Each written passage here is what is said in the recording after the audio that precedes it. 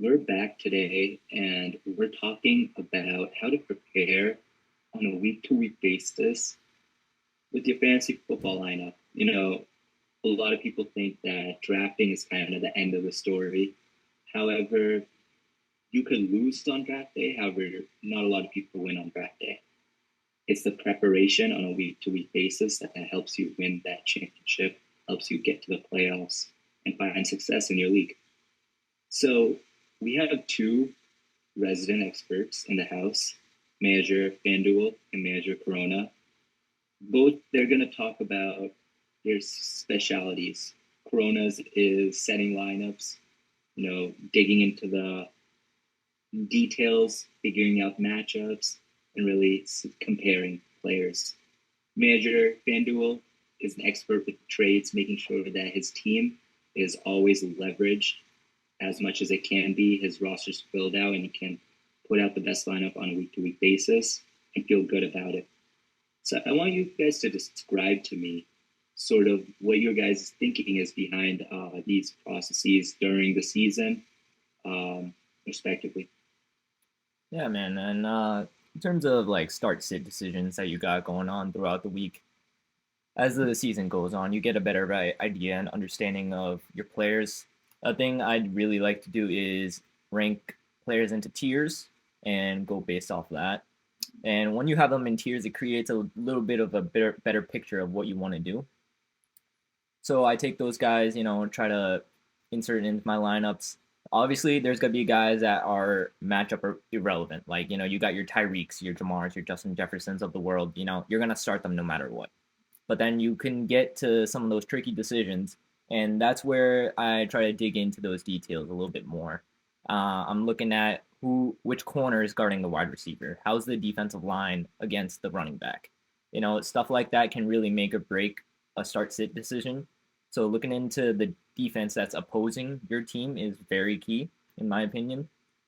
Another thing that I really do like to do, and I've started to pick up a lot more, is weather.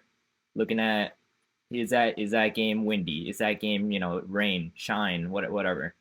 Um, that can also make or break depending on how the passing situation's going. Are they gonna run the ball a lot more? What type of scheme they have going on?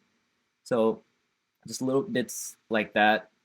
And lastly, like I do go onto YouTube, go look at some of the fantasy analysis, fantasy data that's out there. What are the air yards like for this receiver? What's the yak, the yards per attempt or whatever for that running back? However much data I can collect, it gives me a much better idea of who I want to start in my lineup.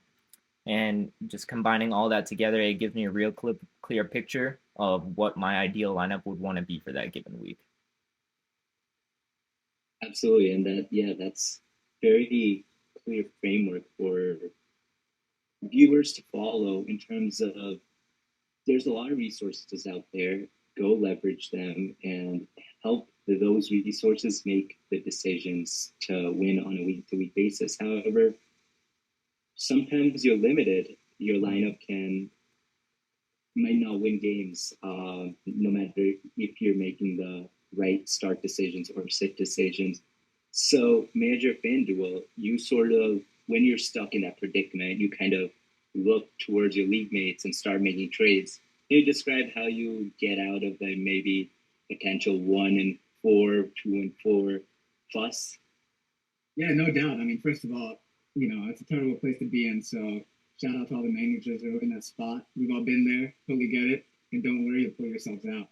But kind of to bounce off of what our manager Corona was saying, I know with the start sits, it's very analytical, very scientific. You want to hammer down the facts, get rid of the stories, the narratives, kind of see what's really going on the field. When it comes to trading, it's a little bit equal part science as it is art, is the way I like to say.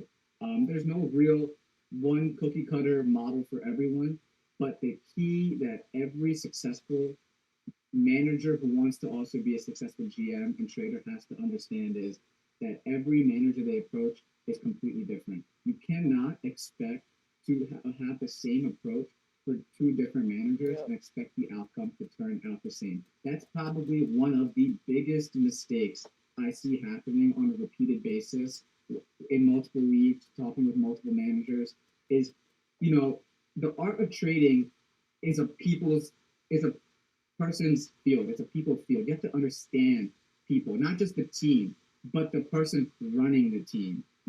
What they look for, what their positives are, their negatives are, what drives them at night. What keeps them up. You want to know every little detail about them, mentally, physically, psychologically. You want to get in their head, make them feel like they're winning. As long as you make them feel like they're winning, everything else will sort itself out. But the biggest thing I tell all managers who want to be successful traders, gotta win the mental game. Those are some wise words by Manager FanDuel, and we're going to be getting into the art of trading even more in some follow-up videos. But when you're trapped, you got to make those moves, and by just having people skills, really understanding the art of trading, it very parallels the real world. A lot of things, in business that we do. So sort of using that framework and applying it into your fantasy football world can pay dividends when you're stuck and you realize, shit, I drafted a shitty team. What am I going to do? I got to go and make some deals. So by making the correct start sit decisions and by making the correct trades, that's when you can start winning your leagues. And we're going to really get into that even more in some follow-up videos, but thank you for joining us.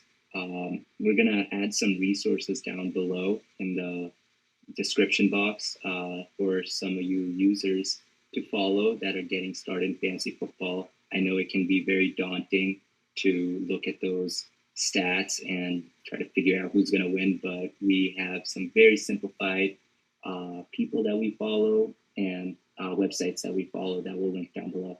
But thank you very much, and please subscribe. Until next time.